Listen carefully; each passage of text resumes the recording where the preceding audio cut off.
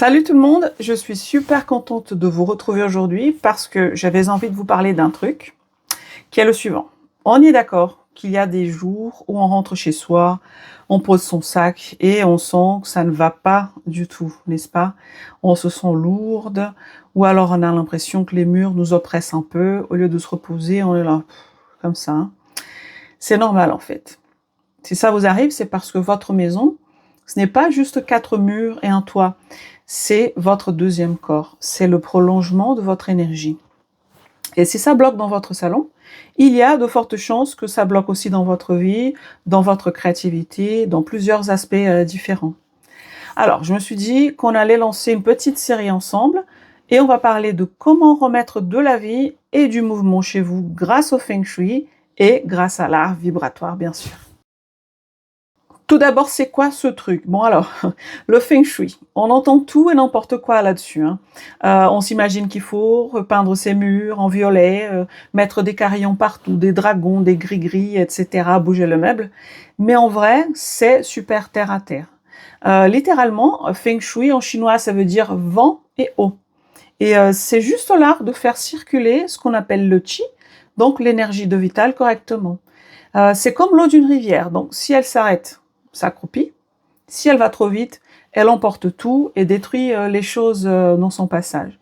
Et chez vous, c'est pareil. Si vous avez un gros tas de papier qui traîne depuis 6 mois dans l'entrée, une chaise à bordel avec des vêtements froissés que je n'ai pas rangés depuis des lustres, bien évidemment, ça c'est une énergie qui stagne, qui dort et qui alourdit quand même la circulation de tout dans la maison.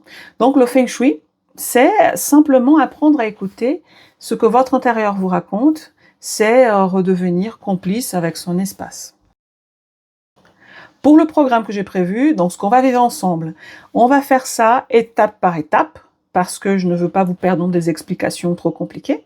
Donc dans les prochaines vidéos, je vais vous expliquer d'abord le yin et le yang, donc comment faire pour que votre chambre soit vraiment un cocon, doux, douillet, reposant, et au contraire que votre bureau soit un environnement qui vous donne la pêche, qui vous fait bouger, qui vous donne de la productivité.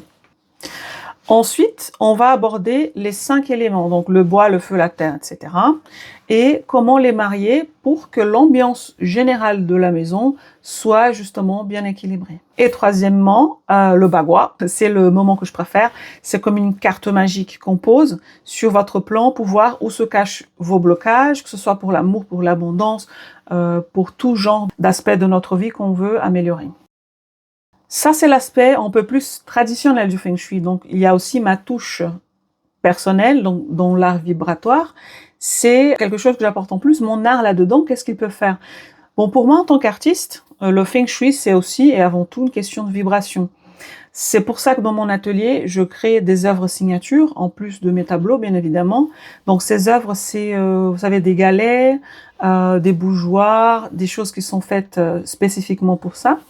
Et ces objets-là, je ne les vois pas juste comme de la déco. C'est vraiment des petits ancrages que je canalise avec une intention très précise pour vous. Et quand vous posez un de ces galets dans un secteur précis, c'est comme si vous disiez à votre maison, ok, ici on pose cette intention-là, on réveille cette énergie, c'est ça que je vais activer. Donc c'est une manière douce d'harmoniser tout ça, sans que ça devienne une contrainte technique, ou qu'on ait à casser des murs, acheter des meubles, tout révolutionner dans la maison. Voilà pour cette petite intro. Promis, on va s'amuser avec tout ça. Mais d'ici la prochaine vidéo, faites un petit exercice pour moi. Fermez les yeux au milieu de votre pièce principale. Respirez un grand coup. Et demandez-vous comment je me sens là tout de suite.